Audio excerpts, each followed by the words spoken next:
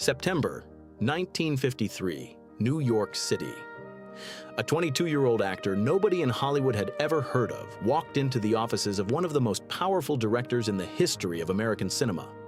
Elia Kazan had directed Marlon Brando. He had directed Vivian Leigh. He had won Academy Awards, commanded the biggest budgets in Hollywood, and could have his pick of any actor alive. He had been looking for months for someone to play Cal Trask, the tortured, desperate son in his adaptation of John Steinbeck's East of Eden, and every major star in Hollywood had been considered and rejected. Marlon Brando, Montgomery Clift, Paul Newman. Every name that mattered in 1953 had been discussed. Every name had been passed over. And then someone told Kazan about a kid from Indiana who had been sleeping on park benches a year earlier and was now appearing in a small Broadway play that almost nobody had seen. Kazan went to see the play. He watched this boy, this strange, coiled, completely unpredictable boy, and he felt something he had not felt in years. He felt afraid, not of the boy, of what the boy might be capable of. He arranged to meet James Dean the following week. They sat together in Kazan's office for less than an hour. Kazan asked questions. Dean answered them in the oblique, circling way he answered most questions. Never quite directly, always from an angle, always with something held back that you could feel but not see. By the time Dean left the office, Kazan had made his decision. In the next 8 months, James Dean would film the role that would define a generation, a performance so raw, so devastatingly honest that audiences watching it for the first time would sit in stunned silence and then weep. This is episode 3. This is where James Dean stopped being a struggling actor and became something else entirely. This is where the legend began. To understand what Elia Kazan saw in James Dean, you have to understand what Elia Kazan was looking for. East of Eden was an adaptation of John Steinbeck's monumental 1952 novel, a sweeping saga of two brothers, their farmer father, and the question of whether human beings are capable of choosing good when everything in their nature pulls them toward darkness. Steinbeck had drawn from the story of Cain and Abel. He had written about guilt and longing and the desperate need of a child to be loved by a parent who cannot find it in himself to love. Kazan understood the material intimately, but the role of Cal Trask, the bad son, the complicated son, the son who craves his father's approval so desperately that it twists him into something almost frightening, required something he had not yet found in any conventional Hollywood actor. Cal Trask could not be handsome and charming and smoothly performed. Cal Trask had to be broken. He had to carry genuine pain behind his eyes, not manufactured emotion, not technical craft, but something real and unresolved that the camera would feel and the audience would feel, and nobody in the theater would be able to explain, but everyone would recognize immediately. And then James Dean walked into his office. Dean was 22 years old in the autumn of 1953 when Kazan first encountered him. He was already a student at the Actors Studio, the legendary New York workshop that had produced Brando and Clift and a generation of performers who approached the craft with an almost violent seriousness. He had appeared in a handful of television dramas. He had a small role in a Broadway play called See the Jaguar that had closed after 5 performances. He was sleeping on friends' sofas and eating when he could afford to and spending every waking hour either studying acting or performing it somewhere for almost no money at all. What Kazan saw in Dean was not polish. It was not technique, though Dean's technique was already extraordinary. What Kazan saw was something he would later spend years trying to describe, a quality of internal pressure, as though the young man was containing something enormous behind very controlled exterior stillness, and you, as an audience member, were always slightly worried that the stillness might crack. That quality was not manufactured. It had been built over 22 years of real experience. The mother who died when he was 9, the father who put him on a train and did not look back, the 9 silent years on a farm in Indiana. The desperate arrival in New York at 18 with nothing but absolute certainty that he was an actor. the humiliations of auditions and rejections, and the grinding daily work of becoming something. James Dean carried all of it behind his eyes. And Elia Kazan, he had been learning inside the actor studio how to use everything that had happened to him. The actor studio was not a conventional acting school. It was not a place where you learned to project your voice or move gracefully across a stage.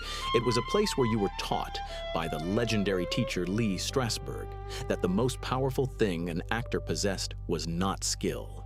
It was memory, specifically emotional memory, the actual experiences of your own life, stored in your body, available to be accessed and transmitted through a character when the role required it. Strasberg called it the method. Other teachers had developed variations of it, but the core principle was confronting, not hiding, not managing, not professionally controlling, confronting your own real emotional history and allowing it to live in your performance. For most actors, this was difficult work. Painful, often. You were being asked to go back to things you had spent years learning to wall off. For James Dean, it was almost frighteningly natural. He had spent his entire life with unresolved grief sitting directly beneath the surface of everything he did. The abandonment was never far. The hunger for a father who would come back and say he was sorry and that he had been wrong. That hunger was still alive in Dean at 22, as present and as sharp as it had been on the train platform in Santa Monica when he was 9 years old. The method did not require Dean to manufacture that grief. It simply gave him permission to stop hiding it. And when James Dean stopped hiding what was inside him, the results, even in student exercises at the studio, even in small television parts that most of the audience had already forgotten, were unlike anything his peers were producing. Lee Strasberg, a man not given to easy praise, watched Dean in studio sessions and said quietly to other teachers that this one was different. That this one had something that couldn't be taught because it was not a technique. It was a wound that had never closed. And in the right hands, in front of the right camera, serving the right role, that wound was going to produce something that audiences would not be able to forget. Elia Kazan had those hands, and Cal Trask was that role. Production on East of Eden moved to the Salinas Valley of California in the spring of 1954. The landscape Steinbeck had written about, the vast, golden, slightly ominous agricultural country of Central California, would become the visual world of the film. And James Dean, arriving on set for the first days of principal photography, threw himself into it with an intensity that left the crew unsettled and left Kazan increasingly certain he had found something extraordinary. The studio had significant reservations. Jack Warner, the head of the studio, a man who had been making films since the silent era, looked at the screen tests of this strange, mumbling, intensely internal young man and was deeply uncomfortable. Dean did not behave like a Hollywood actor. He did not stand where he was told to stand. He did not deliver lines the way they had been rehearsed. He moved differently, spoke differently, brought an energy to the set that was unfamiliar and slightly destabilizing. Jack Warner told Kazan that Dean reminded him of a dirty t-shirt. Kazan ignored him and kept filming. Dean prepared for the role of Cal Trask the way he prepared for everything, by going inside. He did not research the character academically or analyze Steinbeck's themes intellectually. He looked at Cal Trask and recognized him, the boy whose father could never quite accept him. The boy who tried everything and never felt it was enough.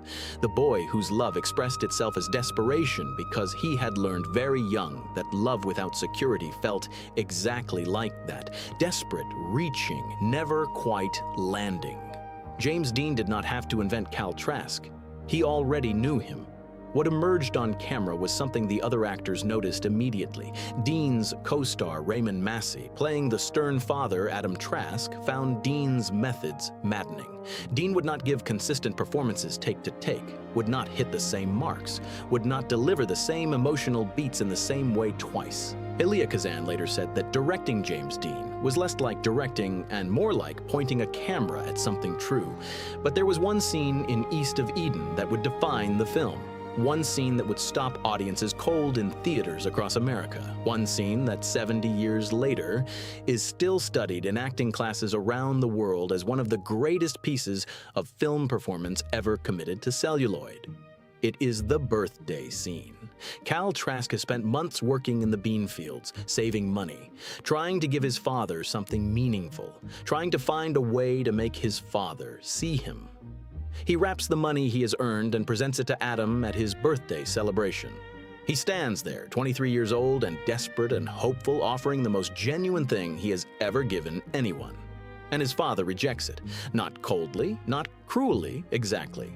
Adam rejects the money because of his moral principles. He will not benefit from war profits. His rejection is not intended as a statement about Cal, but Cal receives it as exactly that, as one more piece of evidence that he is not enough, will never be enough, cannot ever do anything right enough to earn the love he is dying for. And James Dean does something that no script direction could have produced. He collapses, not physically, he does not fall, but something in his body, in his face, in his shoulders, in the way his hands move toward his father and then stop, communicates a complete and total interior collapse with such precision and such rawness that the audience does not feel like they are watching a performance. They feel like they are watching a private moment of grief that they should not be allowed to see. Dean crumples. He reaches for his father. He tries to be held. He weeps in a way that has no performance in it whatsoever. The way a child weeps when the thing they most wanted is taken away, and they are too young and too exposed to hide it. Raymond Massey, playing the father, was genuinely uncomfortable. The discomfort is visible in the scene. And that authentic human response of a man who does not know what to do with the need being expressed in front of him makes the scene almost unbearable to watch. Kazan kept the camera rolling long after the scripted scene had ended. What ended up in the final cut was not what had been rehearsed, it was something that had happened. And the difference between those two things, between a performed moment and an actual one, is precisely why James Dean in that scene does not look like an actor. He looks like a human being. East of Eden premiered in New York City on March 9, 1955.